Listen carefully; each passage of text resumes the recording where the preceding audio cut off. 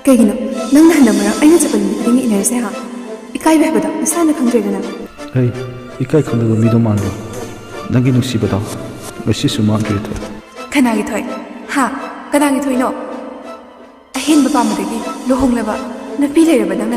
Kalibo akal sa karino? Mahal, divorce daw kaya. Ay nawanda haifang kang nanangan ka. Si, lao ba si? Tsada siya. Hey, ay ko taga soki ka tawar na. Nakasay da kupas ng thara ura ha.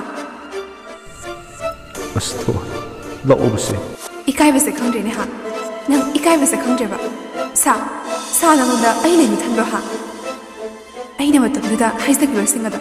Nang ang tabiram na ba di, masito ki jo. Nasagi na ralagi mahini, nasana pang libado. Matagduda ay se, kasi lay tabidom na nga kaga. Ato ka husik na karigi non zarak libano. Ay se sana polo ha? Nang ay ba nusi ba? Nusi. Ato di ay se nupa mo di yung se, palo kiki.